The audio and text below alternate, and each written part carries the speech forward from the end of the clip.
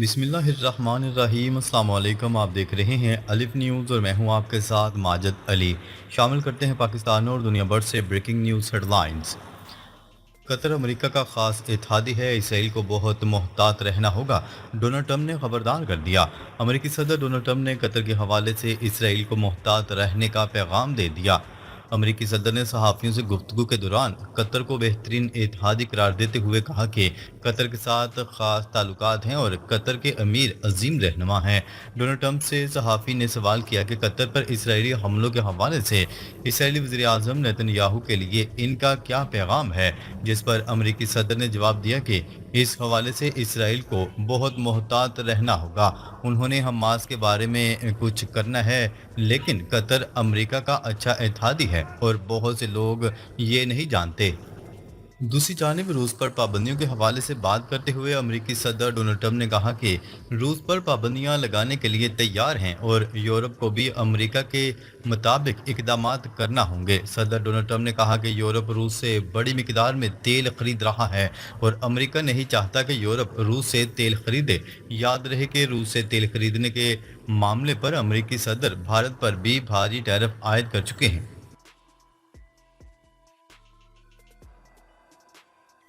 خبر کے اگلے حصے میں بات کرتے ہیں۔ امریکی وزیر خارجہ مارکو روبیو کے اسرائیل پہنچتے ہی شمالی غزہ میں اسرائیلی فوج نے بمباری تیز کر دی۔ غزہ سٹی میں اسرائیلی افواج نے 30 سے زائد رہائشی عمارتوں کو تباہ کر دیا، جس کے باعث ہزاروں افراد بے گھر ہو گئے۔ فلسطینی حکام کے مطابق امریکی وزیر خارجہ مارکو روبیو اتوار کو اس تنازع کے مستقبل سے متعلق بات کرنے کے لیے 2 روزہ دورے پر اسرائیل پہنچے ہیں۔ برطانوی خبرساں ادارے روئٹرز کی رپورٹ کے مطابق اسرائیل کا کہنا ہے کہ اس کا مقصد غزہ شہر پر مکمل قبضہ کرنا ہے، جہاں تقریباً 10 لاکھ فلسطینی پناہ گزین ہیں، اور وہ فلسطینی تنظیم حماس کو ختم کرنا چاہتا ہے۔ اسرائیل نے حماس کے آخری ٹھکانے پر بھی حملے تیز کر دیے ہیں۔ اسرائیل نے حماس کی سیاسی قیادت کو نشانہ بنایا، جس نے جنگ بندی اور یرغمالیوں کی رہائی کے لیے متنازع مذاکرات کیے تھے اور دوحہ پر ایک فضائی حملہ کیا تھا، جس کی عالمی سطح پر مذمت کی گئی۔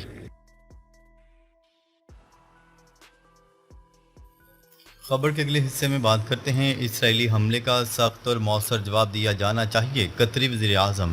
قطر کے وزیر اعظم شیخ محمد بن عبد الرحمان کا کہنا ہے کہ اسرائیلی حملے کا سخت اور مؤثر جواب دیا جانا چاہیے۔ اب وقت آ گیا ہے کہ عالمی برادری دوہرا معیار چھوڑ دے۔ اسرائیلی جارحیت کے خلاف قطر سے اظہار یکجہتی کے لیے عرب اور اسلامی ممالک کے دوحہ میں 2 روزہ اجلاس سے خطاب میں قطر کے وزیر اعظم کا کہنا تھا کہ عرب ممالک نے قطر میں اسرائیل کے وحشیانہ حملے کی مذمت کی اور قطر کی خود مختاری کے تحفظ کے لیے کیے جانے والے قانونی اقدامات کی حمایت کی۔ شیخ محمد بن عبد الرحمان نے کہا ہے کہ اسرائیلی اقدامات غزہ میں جنگ بندی کی کوششوں سے نہیں رک سکتے۔ غزہ میں امن کے لیے ثالثی نہیں روکی جائے گی۔ اسرائیل جان لے کے فلسطینیوں کی نسل کشی اور جبری بے دخلی کامیاب نہیں ہو سکتی۔ خبر کے اگلے حصے میں بات کرتے ہیں۔ عرب ممالک کا نیٹو طرز پر مشترکہ فوجی فورس کے قیام پر غور۔ عرب ممالک نے نیٹو کی طرز پر مشترکہ فوجی قوت کے قیام پر غور و فکر شروع کر دیا۔ عرب میڈیا کی رپورٹس کے مطابق عرب ممالک مصر کی تجویز پر عرب لیگ کے ارکان کے تعاون سے مشترکہ فوجی فورس کے قیام پر غور کر رہے ہیں۔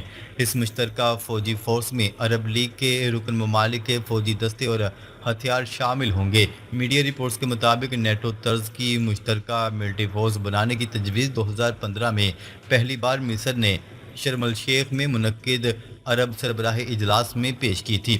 اس وقت اسے اصولی طرز پر منظور کر لیا گیا تھا، تاہم بعد ازاں ہونے والے اجلاسوں میں کوئی خاص پیش رفت نہیں ہو سکی، جس کی سب سے بڑی وجہ کمانڈ اسٹرکچر اور فورس کے ہیڈ کوارٹرز پر اختلافات تھا۔ اس تجویز پر قطر کے دارالحکومت دوحہ پر ہونے والے اسرائیلی حملے، جس میں حماس کے سینئر رہنما کو نشانہ بنایا گیا تھا، کے جواب میں دوبارہ غور شروع کر دیا گیا ہے۔ عرب میڈیا کی رپورٹ کے مطابق 2015 میں مصری تجاویز ایران کی حمایت یافتہ حوثیوں کے یمن کے بڑے علاقوں پر قبضے کے جواب میں پیش کی گئی تھیں، تاہم اس وقت یمن کی بین الاقوامی سطح پر تسلیم شدہ حکومت سے لڑنے کے بجائے سعودی قیادت میں اتحاد قائم کیا گیا تھا۔ خبر کے اگلے حصے میں بات کرتے ہیں حماس کو عسکری اور سیاسی طرز پر شکست نہیں دی جا سکتی۔ آرمی چیف اسرائیلی فوج کے سربراہ ایال زمیر نے واضح الفاظ میں کہا ہے کہ غزہ پر قبضہ کر کے بھی حماس کو عسکری و سیاسی شکست نہیں دی جا سکتی۔ اسرائیلی خبرساں ادارے کی رپورٹ کے مطابق اسرائیلی فوج کے سربراہ نے وزیر اعظم نیتن یاہو کو بتایا کہ غزہ شہر پر مکمل قبضے کے لیے 6 ماہ درکار ہوں گے، تاہم اس کے باوجود حماس کو عسکری اور نہ ہی سیاسی طرز پر شکست دی جا سکتی ہے۔ یہ بریفنگ ایسے وقت میں دی گئی جب نیتن یاہو کی ہدایت پر اسرائیلی فوج غزہ شہر پر کارروائیاں بڑھاتے ہوئے پورے کے پورے رہائشی علاقوں کو تباہ کر رہی ہے اور اس انتباہ کو نظر انداز کر رہی ہے کہ اس سے قیدیوں کی جان کو شدید خطرہ لاحق ہے۔ نیوز رپورٹ کے مطابق ایال زمیر نے سیاسی قیادت پر واضح کر دیا ہے کہ موجودہ زمینی کارروائی سے کوئی فیصلہ کن نتیجہ حاصل نہیں ہوگا۔ وہ حکومت کے ساتھ نتائج کے بارے میں حقیقت پسندانہ توقعات شیئر کرنا چاہتے ہیں۔ ایال زمیر نے بند کمرہ اجلاس میں کہا کہ حتمی فیصلہ کن کامیابی کے لیے غزہ کے دیگر علاقوں اور مرکزی کیمپوں تک کارروائی پھیلانی ہوگی، لیکن اسرائیل کو اسے شہری چیلنجز کا سامنا کرنا پڑ سکتا ہے جنہیں فوج برداشت نہیں کر سکتی۔ خبر کے اگلے حصے میں بات کرتے ہیں اجلاسوں سے اسرائیل کا کچھ نہیں بگڑے گا، ایران کا بڑا بیان سامنے آ گیا۔ اسرائیلی فوج کی بڑھتی ہوئی بربریت اور مسلم ممالک پر پے در پے حملوں کے بعد ایران نے مسلمان ممالک سے اسرائیل کے خلاف مشترکہ آپریشن روم بنانے کا مطالبہ کر دیا۔ غیر ملکی ذرائع ابلاغ کی رپورٹ کے مطابق ایران کی سپریم نیشنل سیکیورٹی کونسل کے سیکرٹری علی لاریجانی کا کہنا تھا کہ کسی عملی اقدامات کے بغیر صرف تقاریر پر مشتمل اجلاسوں سے اسرائیلی حکومت کا کچھ نہیں بگڑنے والا۔ علی لاریجانی کا مزید کہنا تھا کہ مسلمان ممالک اسرائیل کی جنونی حکومت کے خلاف ایک مشترکہ آپریشن روم بنائیں۔ یہ فیصلہ صہیونی حکومت کے سرپرستوں کو پریشان کرنے کے لیے کافی ہوگا۔ ان کا کہنا تھا کہ مسلمان ممالک نے فلسطین کے مظلوموں کے لیے کچھ نہیں کیا تو کم از کم خود کو تباہی سے بچانے کے لیے ہی کوئی فیصلہ کر لیں۔ دوسری جانب قطر کے وزیر اعظم نے دوحہ پر اسرائیلی حملے کو وحشیانہ قرار دیا۔ عرب اسلامی وزراء خارجہ مشاورتی اجلاس سے خطاب کرتے ہوئے قطری وزیر اعظم نے اسرائیلی حملے کی شدید مذمت کی اور قطر کی خود مختاری کے دفاع کے لیے قانونی اقدامات پر زور دیا۔ خبر کے اگلے حصے میں بات کرتے ہیں امریکی صدر ڈونلڈ ٹرمپ کی واشنگٹن ڈی سی میں ایمرجنسی نافذ کرنے کی دھمکی۔ غیر ملکی خبرساں ادارے کی رپورٹ کے مطابق صدر ڈونلڈ ٹرمپ کا کہنا ہے کہ میئر نے امیگریشن حکام سے تعاون نہ کیا تو واشنگٹن ڈی سی کو وفاق کے کنٹرول میں لے آئیں گے۔ ڈونلڈ ٹرمپ کا کہنا تھا کہ نیشنل ایمرجنسی نافذ کر کے واشنگٹن ڈی سی کو وفاق کے کنٹرول میں لے آئیں گے۔ اس حوالے سے میئر واشنگٹن ڈی سی کا کہنا ہے کہ میٹروپولیٹن پولیس غیر قانونی مقیم افراد کی معلومات امیگریشن حکام کو نہیں دے گی۔ دوسری جانب امریکی صدر ڈونلڈ ٹرمپ نے الزام عائد کیا کہ بائیں بازو کے قدامت پسند ڈیموکریٹس میئر کو معلومات فراہم نہ کرنے کے حوالے سے دباؤ ڈال رہے ہیں۔ اگر پولیس نے وفاقی ایجنسیوں کے ساتھ تعاون نہ کیا تو واشنگٹن ڈی سی میں جرائم بہت بڑھ جائیں گے۔ ڈونلڈ ٹرمپ نے واشنگٹن ڈی سی کی عوام اور تاجروں کو مخاطب کرتے ہوئے کہا، آپ لوگوں نے خوف میں نہیں آنا، میں آپ لوگوں کے ساتھ ہوں، اگر ضرورت پڑی تو میں نیشنل ایمرجنسی نافذ کر دوں گا۔